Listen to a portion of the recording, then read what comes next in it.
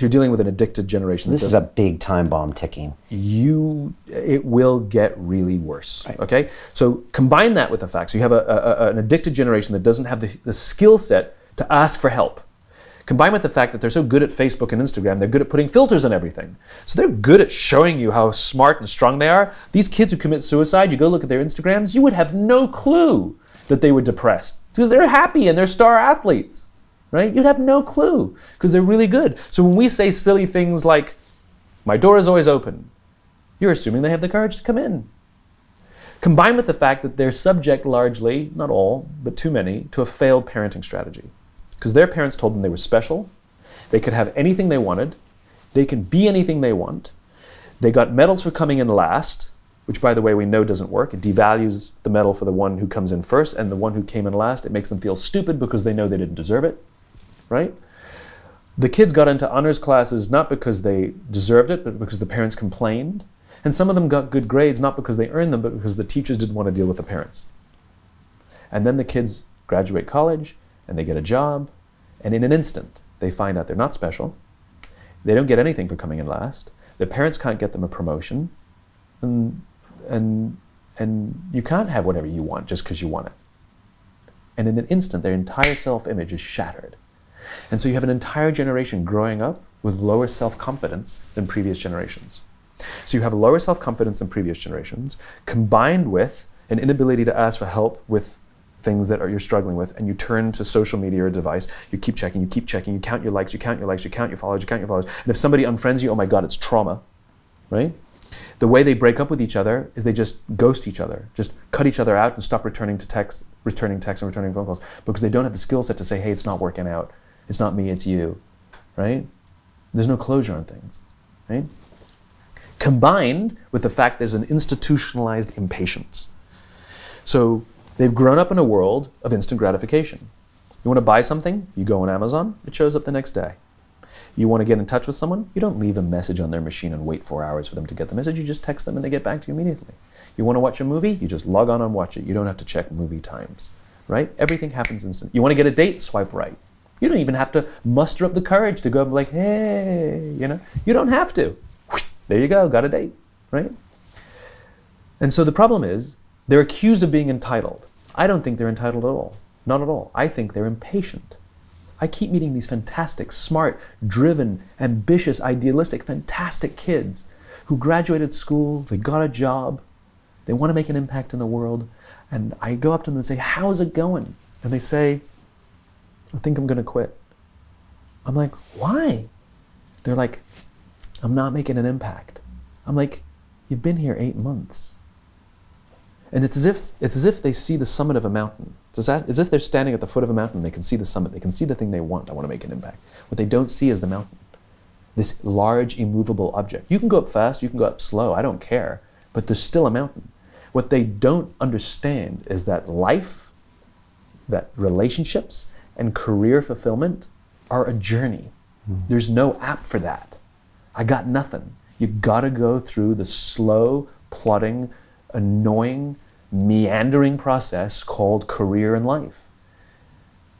But if they don't get it in 8 months, they go look for it somewhere else. And they don't get it, they go look for it somewhere else. It's impatience.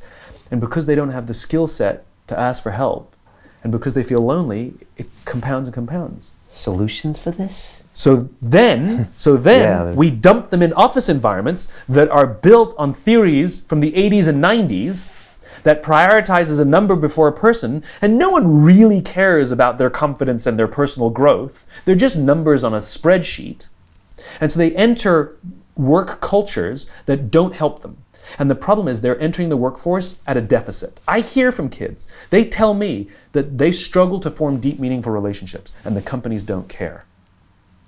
And so it's destructive to them as individuals, but ultimately it'll hurt the companies because more and more millennials are entering the workforce.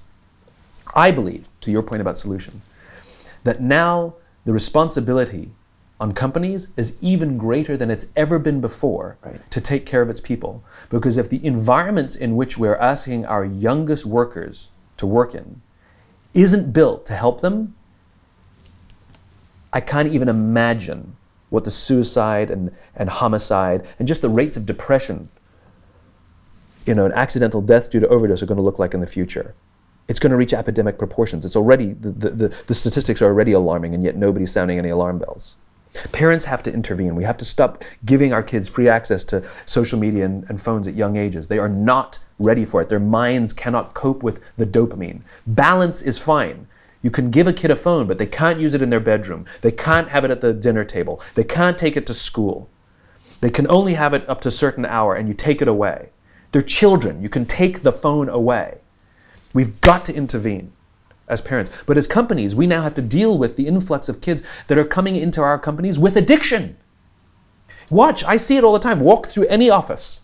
You'll see the older employees have their phones on the sides of their computers as they're working. You'll see the youngest employees have their phones face up in front of their keyboards between their arms as they're working. And this is how they work.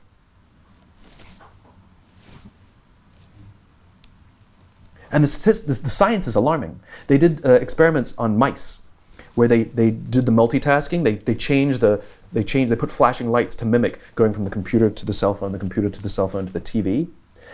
The mice that were exposed to the changing lights, it took them 3 times longer to solve a maze than the mice that weren't, and the damage was permanent. It didn't improve when they stopped the lights.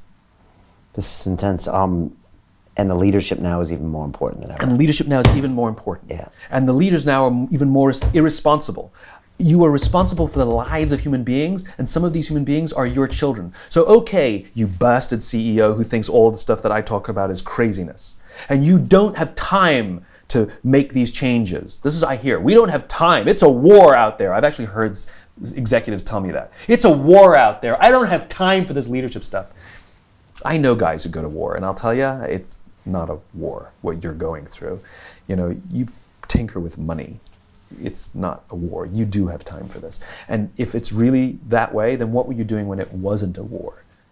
To watch the rest of this fascinating interview, click on the link below and go to londonrealacademy.com. There you can sign in with your social media, log in and watch the rest of the episode for free, along with all of our episodes on London Real, my webinars, and all of our premium content, all located over at londonrealacademy.com. So click on the link below, you'll be directed there and you can watch the rest of this fascinating interview, and I'll see you there.